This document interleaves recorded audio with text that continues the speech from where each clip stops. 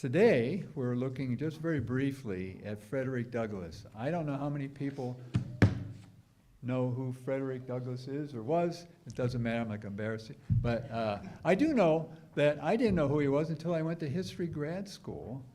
And everybody that was in my American history, I was a teaching assistant, was in my American history class. It was the large lecture hall. Had in the very first semester to read the autobiography of Frederick Douglass. And it was a moving thing for me. At that point, I thought I'd kind of mastered the major rhythms of American history, not anywhere near it. And it opened my eyes to a lot of things. The life of a slave who escaped slavery, found his way, in this instance, to Massachusetts, which was a free state at the time.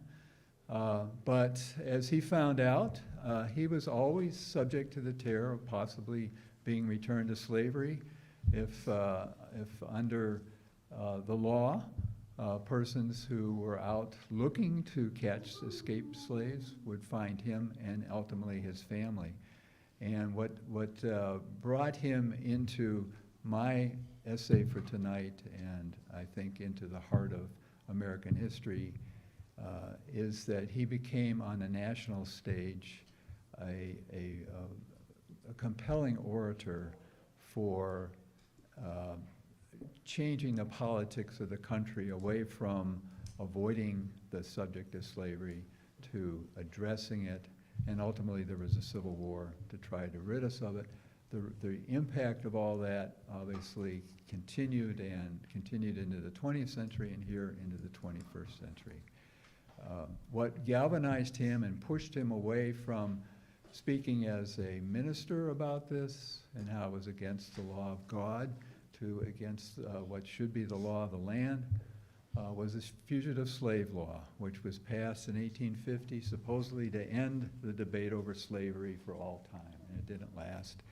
But the fugitive slave law gave persons who were looking, marshals oftentimes from the South, the power to come into a northern state and to remove somebody who they thought was a slave who had run away, who was a fugitive slave. He went further than that. He followed the organization of what was to come the Republican Party. It was formally organized in 1854. From 1856 on until he died in 1895, he was in some fashion or other either trying to help organize the original Republican Party, very different from what we know today, or to push it in a direction of equal rights, which is, after all, what the Declaration was about. And so he's a very interesting character, a courageous person who all the time, when he would get up at a dais like this, was subject to ridicule, violence, hatred, and he stood strong.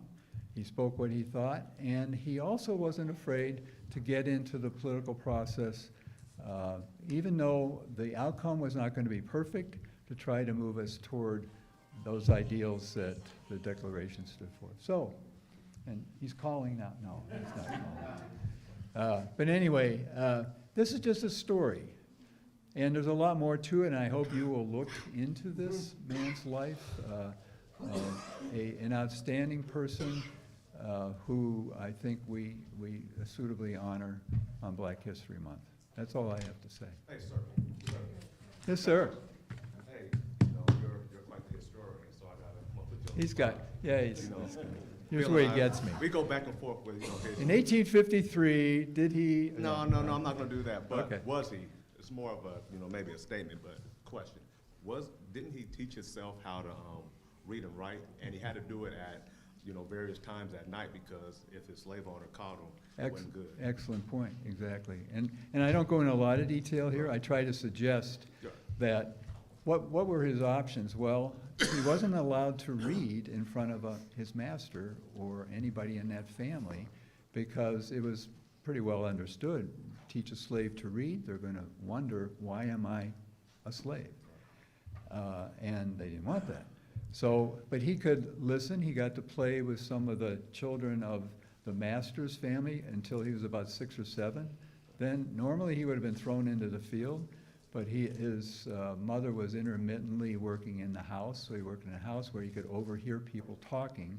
He got some exposure to syntax and words, and when he was then sent to Baltimore, again as a slave, but was sold, then he was exposed to the Bible, and he was actually taught to read the Bible for about a year or 2, and then it was discovered this guy has a very avid memory and a sharp mind, and he's learning too much. You know, they start talking about the deliverance from Egypt and deliverance, you know, start thinking, well, maybe that means something to me here. And eventually he escaped, but he taught himself. And he had some friends that escaped with him, but you know, it's just so remarkable that there wasn't a graduate school to teach him like I went to, and he wouldn't have been allowed to get into a school until he got to Boston. So he went from the Deep South to Maryland to Boston, and we've heard of the Underground Railroad, and he was partly spirited north to Boston because people hid him and fed him and got him to Boston.